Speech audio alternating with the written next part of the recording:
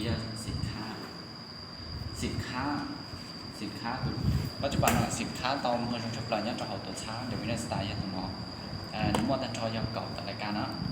แต่เชื่อมันตัวน้อยยัดตัวตอนเมื่อเราปล่อยนี่นั่นนะจังจังเตี้ยสายก็บอกสินค้าเดี๋ยวโอเคยัดเดี๋ยวชงเนาะการตีการตลาดเอาเลยจังปัจจุบันนักธุรกิจยัดเราเดี๋ยวไม่ได้จีแปะเขาเดี๋ยวจะอิลีต่อสลัดเสร็จเขาเนาะยอดดูสินค้าหนึ่งว่าเขาหรือในใจธุรกิจนั่นก็คือถ้าสอนอธิบายมินจีแล้วก็อยากอธิบายมินจีสินค้าแล้วก็มาในถักเขาว่าวิธีการสร้างเรียนวิธีการทำเงินเนี่ยเราก็อยากนั่นกูอยากเปิดสอนเบลเปิดสอนหนึ่งเพราะว่าเร่งอย่างเร่งมองได้ใช่ไหมจะชัวร์เจ้าหลงมองไม่ใช่เดี๋ยวเราจะมีอยู่ตัวเดียวเดี๋ยวให้หลงมองต้องไหมจะได้เราอยู่จีสัตว์ด้วยให้หลงมองไม่ใช่เนี่ยได้เราอธิบายผมหลอกแล้วก็กูcũng ca lò cho vào lên lúa cũng nhớ kể nó chẳng ca lò cũng ca to và lúc đi nó do lúc đi tiếp bé vậy hòn đừng ca lò lúc đi nó do lúc đi tiếp onกูปัจจุบันnó nhớ cho tầm này SP SP họปัจจุบันnó cũng nhớ cho tầm này Diamond nếuกูย้ายตัวตั้งใจแต่สุดท้ายกูจะเชื่อสำหรับเรื่องของสินค้าจงเป็นอธิบายกูเสียอธิบายเป็นภาษาเราเลยนะ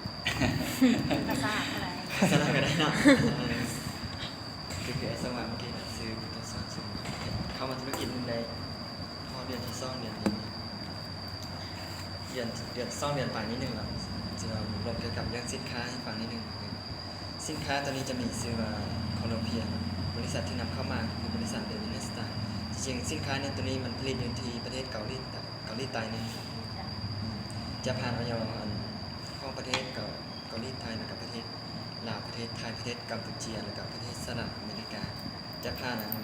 คุณภาพ GMP แล้วก็ ISO แล้วก็บริษัทซัมซุงอิสราเอลเป็นผู้ให้ประกันคุณภาพสินค้าตัวนี้จะเห็นหน้าที่ในการไปขยายก็เราจะมีส่วนผสมอย่างส่วนผสมก็คือส่วนผสมหลักๆก็คือหลักๆเบอร์รี่แล้วก็มะนาวเทปมีวิตามิน B1 B2 B3 B5 B6 แล้วก็ B12 รวมๆแล้วก็มีวิตามินทีมีสารเรามีคุณภาพต่อการร่างกายของเรามีสุขภาพ27ชนิดตัวสินค้าตัวนี้มันจะให้หน้าที่ในการไปขยายหลอดเลือดกับเพิ่มออกซิเจนขับถ่ายสารพิษสารเคมีที่อยู่ในหลอดเลือดออกมาทางปัสสาวะและทางผิวหนังทางจมูกบ่เพียงเท่านั้นมันยังสามารถเฮ็ดหน้าที่ในการดีท็อกลำไส้และการขับล้างสิ่งที่เกาะติดตามลำไส้ของเราก็คือพันสมเทียบใส่ท่อน้ำที่เราซื้อมาใส่ตามเงินเราประมาณเดือนไปก็มีที่ใครมีเมี่ยงติดตามท่อแล้วมันแต่ว่าอันนี้ลำไส้ของเราอยู่ตั้งแต่น้อยจนใหญ่เราบางทีอาจจะไม่ได้ล้างจะเคืออะไรหรอกแต่อันนี้ตัวนี้จะเห็นหน้าที่ในการไปขับล้างสิ่งที่เกาะติดตามลำไส้ของเรา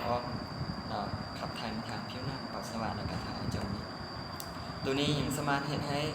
โรคต่างๆดีขึ้นไม่ว่าจะเป็นเบาหวานตับทรงกระดูกข้อหรือโรคหัวใจตัวนี้เนี่ยเป็นก็จะว่าเป็นเนี่ยเป็นนิ้วตัวนี้ก็เท่ากับดีขึ้นกันบางอย่างตอนนี้ผู้หญิงที่แพ้ของสมานก็ดีขึ้นกันแล้วก็ลงข้าวหรือว่าประจำเดือนมาปกตินี่ก็ดีได้ขึ้นกันเรื่องก็จะช่วยความงามทางในทางนอกก็คือจะเห็นให้ผิวเข้าเป็นบางแล้วละตัวนี้จะเห็นหน้าที่ในนี้นี่จะเป็นตัวสินค้าคาร์เพียนแต่ว่ายังไม่ทันเห็นการสาธิตให้หน่อยเดี๋ยวสาธิตสินค้ากับป่าแม่สินค้าที่สาธิตกันยังขาดอยู่ในนี้มี10 เม็ดแต่ว่าสินค้าเดี๋ยวนี้ค่าตลาดต้องได้ลองค่าสั่งมาบ่พอส่งให้ลูกค้าแล้วจะแม่มือมาห้องสินค้าจ้องไม่ใส่จ้องเกลียวให้ปากไม่ใส่อันนี้จะสมุดเทียบใส่ร่างกายของเขาที่บุทันมีสารพิษหรือว่าเลือดของเขาที่บุทันมีสารพิษปัญหาระบบเลือดของเขามีสารพิษหรือว่าสารเคมีแน่นอนเขาต้องเป็นพยานว่าเป็นโรคได้กับโรคหนึ่งเวลาที่เราไปหม้อนี่โมเวมเวลาที่เราไปทันหม้อพระเจ้าจะบอกว่าเขาเป็นยังแต่เขาจะหูกับถึงเมื่อเขาจะเจาะเอาเลือดเขาไปกวนเนี่ยมื้อนี้เขาจะสมุดอันนี้จะเป็นสารพิษสารเคมีที่เราสะสมเข้าในร่างกายของเรา ในการอยู่ทุกมื้อนี้เราปราศจากบ่ได้แล้วเนาะการกินการอยู่ของเรานี่ล้วนแต่ปนเปื้อนกับสารเคมีหมดนี่เราจะคันถ้าเรากินสารเคมีเข้าไปเนี่ยคันถ้าร่างกายหรือว่าระบบเลือดของเรามีสารเคมีปนนี่แน่นอนต้องเป็นครับบ่เป็นโรคได้กับโรคนี้คือที่มาเมื่อกี้แต่ถ้าเรามีสินค้าตัวนี้ใส่ตัวนี้เราแต่ตัวนี้จะเป็นเม็ดฟูเวลาเรากินก็คือเราเซน้ำไว้ประมาณ1 นาทีปักแล้วให้ออกมาแล้วก็ดื่มได้เลยแต่นี้เราจะมาวิธีการเฮ็ดเวียกของยาตัวนี้มันจะเห็นได้อันนี้จะเป็นการเฮ็ดเวียกของยาตัวนี้ก็คือไปเข้าไปเพิ่มออกซิเจนในหลอดเลือดแล้วขับถ่ายสารพิษสารเคมีขับถ่ายไขมันคนที่เป็นเส้นเลือดตีบตันก็เนื่องจากมีไขมันอยู่ในระบบเลือดไหลมันจึงเฮ็ดให้เกิดเส้นเลือดตีบตันแต่ถ้าเรามียาตัวนี้เรากินตัวนี้มันจะไปขับถ่ายออกแต่ถ้าเรากินยาตัวนี้ไปเรากินสารพิษสารเคมีเข้าไปเติมเนี่ยมันก็ยังจะสามารถขับถ่ายออกมาได้คือเก่าแล้วนี่สินค้าดีแล้วถ้าเราไปตีกันตลาดหรือว่าจะสร้างอะไรให้เอาได้หรือได้เนี่ยก็คือให้ไปส่งลงแพทย์กันตลาดให้ฟัง เดี๋ยวน้องน่ะก็บอกสินค้าลงในจาน ชม เดี๋ยวน้องน่ะในว่าเราอยากดีว่า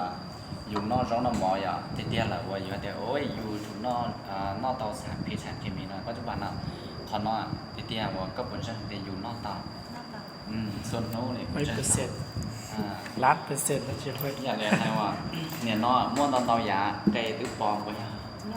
มีchỉ cóแต่ชอบปอนแล้วchỉปอนแล้วแต่สิอยู่รอเจนนอไก่เราม่วนจะปอนมีแป้งนัวที่ม่วนปองไปแล้วก็ปองต่ออย่างนั้นแต่อย่างน้องน่ะนึปอมเราจนปัจจุบันนั้นม่วนเก๋เจิ้นใจหางเลยล่ะอย่างนั้นอยู่chỉปองจ่ออย่างนั้นอยู่นอนโดยที่บ่รู้แต่สิมาก่อนนอนยังจ่อไว้รอบ้านจั่วรู้สึกอยู่นอกป้องจ่อเราอยู่เฉพาะเดี๋ยวโอเคถอยอยู่เมย์เราสักปัจจุบันน่ะได้จ่ายได้นอนเรายังย่อยอย่างหนึ่งนอกเลยอีสองก็จะส่งเมย์จะต้องใช้แต่อีสองก็ต้องเงี้ยทีอีสองอีคอยที่เรียกว่าเราอยู่โอเคสะสมสัมผัสเราแต่เลยอย่างนั้นหนึ่งมั่วอาหารปอนได้นอนเสริมจะได้ทองได้ร้อนแต่เราเจ้าฉี่ไว้จะได้นอนอย่างนั้นจนนั่งมั่วม้อเนี่ยปัจจุบันนะที่จีเจอเลยเขาเนี่ยปีลิจ่าว่าจะเราช่างเท้าเลยนู้นอยู่ย้อนเราล้วนแต่ไปจนนอนเป็นช่างนอนให้กี่เดียกดเส้นเลือดเราจะหยดไปส่งให้นึ่งรอrồi rất liên lọt cho giờ bé xong ha nó như sẽ sắp cả ta chỉ giống vậy cho lọt thọ là để nhót từ ít buồn đừng gặp xong vậy ta chỉ nhận nó nhót chỉ sao vì nhót để bé nhót trong sang nguồn đừng mua cho nó là tao sản phẩm sản cái mì trong này cho nên làตัวนั้นสินค้าแต่นอกบินจากเขาต้องมาลงบินเยอะแต่นั่งเขาเลยบอกคนใช้เยอะทองแต่ละจอนนั่งหัวอย่างละแต่หนึ่งเรื่องปัญหาโซฟาเป็นต้นโจ้ทั้งทอนะหรืออย่างประธานน้องแรงหามะเร็งจอมหมดจอมมะเร็งตื้อปลาเตาน่ะ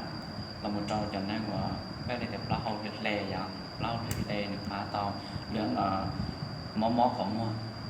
ของมัวบอกเห็ดจ้างหนึ่งปลาเตาจอนนั่งหัวเป๊ะหัวเตะตัวตาไงเจ๊กระเตาเตะหัวได้นอนนะหนึ่งปลาเตาอย่างเดียวเทศแต่หนึ่งปลาเตาตอนđó dạng cái ngờ đây còn nó thế giới tôi xin khao tao mua rồi giờ là xin khá được rong nên nó ok bỏ lại những sản sĩ vậy nữ chị hàng bây giờ trong cái đợi đây gia đình du học chị chia vậy gia đình chúng muốn bàn hàng đượcหัวใจดิ chúng moi chị bé môi thu về khâu nửa hào tàn ôi chỉ tàu bàn trong một đời sống đầu tiên bây giờ còn tại nàyเขาวันในโรงเรียนเนาะย่ออีตัวมันไม่ย่อเนื้อลูกที่จุ่มรอบรู้ใช่ว่าเนื้อหอมว่าเนื้อมันนุ่มเตาเลยไปยัง กู้chỉ tao tao chỉ tao tao hay làเนื้อหอมยิ่งเจียอะไรอย่างหอมอีกครั้ง hào ít hơn để chẳng có bay về ว่าเราช่างไปcònนั้นน่ะได้เราย่อว่าเรื่องแต่เนื้อลูกปลาที่จุ่มรอบยันเนื้อเขาเนื้อหอมเนื้อที่ต้องใส่เนี่ยตัวช่วงน่ะในภาคออยตั้งแต่หนึ่งจิมว่าผลอยู่ว่าเราไปที่นั่นตัวต่อหนึ่งแต่เนาะหรือภาคออยแต่เนาะให้กี่เดือนเรื่องของ การธุรกิจเทียบของเราหนึ่งที่ต้องตามกฎหมายเราchỉสามารถอยู่ทำลายหนึ่งso với tụ tậpแต่เช่นเราหนึ่งchỉ cho chuaอย่างนี่อาหารเสริมยันเลยตัวนี้มั่วมอที่จุ่มมั่วมอคนนั้นต่อในเราสินค้าก็บอกคุณภาพในสินค้าแหละยันเลยเรื่องของการขายตัวเราถามจริงๆซ่อนแต่แผนการตลาดที่ถามซ่อนมันจะเด็ดว่าจะไปของวันน่าหลวงธุรกิจเนาะมีเยอะเลยจ้ะnhớ trong đời thì nhớ trong đời thì dù qua thì chỉ qua là nếu mua ở dạng đi nó nếu mua ở sông thẳng tờ bên tin nên nhớ sự active để active là tiếp passive có một cần họ ở lò luôn nó luôn khơi con cái xéo là chính cái xéo vậy ok cho nên là giống gì ha active nè cho nên họ nó active nếu nó thì sai hàng qua về làm em ra cho họ nó là sợ cho có lẹ nên nó thì gia đình nó có chim mua là có tao nhé chỉ tao là vậy gia đình là để gia đình nó có chim mua rò có một người ra chơi có món là có chim tao nhé chỉ lái vậy một của hai khó có một con chả nè ok cái sẽ đi chỉ lái vậy gia đình là do để có nhiều tao nhé lần đầu khó có thể tao qua là sẽ để do để xảy ra nó dùng cái tay dùng mũi cho cái lưỡi nó dạo lòi gia đình dùng chỉ muốn rất là dễ dân chỉ tao nhé là vì gia đình dùng chỉ muốn sao trâu cho không được và dùng ta tập quần đó là passive là nói passive nói vì gia đình họ tao là cú sĩ lối cho dạng cầu hàng qua về làm họ nói là sáng sắp xỉ có cái sẽ sắp xỉ đi cái sẽ nào dân cái sẽ vừa trả thì bài này rất là được cũng sai và những giống gì xưa nào vậy cho nên là họ nói thầu với chỉ muốn cho là đó là về làm với chữ mua, đó là thật sự là nói ra để người chẳng mua nhau, nên người chẳng có nhẹ. Họ nóiเขาว่ากับเคเป๊ะมั่วโอเคนี่ยังgìก็มั่วว่าก็มั่วขึ้นใจอย่างก็มั่วอีรุ่นหลีตอนนี้จ้ะย้อนเดี๋ยวเต้นรุ่นนี้เมื่อไหร่สั้นเรียนเอาไปแสนเต้นโอเคก็ให้กำลังใจเบสเซนให้กำลังใจโอเคส่วนเราเองปิดได้ก็สร้างติดท้ายหรอเนี่ยสร้างได้ใช่โอ้bé sẹt bây giờ ok bé sẹt họ nói tây lúc thì là coi giờ cân chỉnh nha các bạn cho nên là họ quên lúc nào cũng thật cho con do thì nhớ là nó bé sẹt nè đó là do thì con đang sẽ hỏi in lúc nào con một phần chờ nó trong mua โฆษณาติดช่วงนั้นเสียตีกันตลาดอีลูเลียแต่ก็มาตอนเลยอยากจะเจอกันนะกับบอสช่วยเส้นหนึ่งตอนนี้อยากอีลาเบสเชียตอนจีเราก็พอนอผู้รองขอนอยี่ส่งถ่ายเนี่ยนะน้องนออยู่เราถ่ายให้เด็กโอเคกะก็มั่วแน่นอนอยู่ตอนนั้นchị là tiền nha cầm lại tất nhiên mà tao ít khoซื้อหรือยังอีกคอกำไรซื้อยันเลยแต่น้องๆกูสาถานแล้วก็แต่การเก็บวัตถุกิจนั่นหนึ่งตอนชาติแต่ขอกำไรเนาะ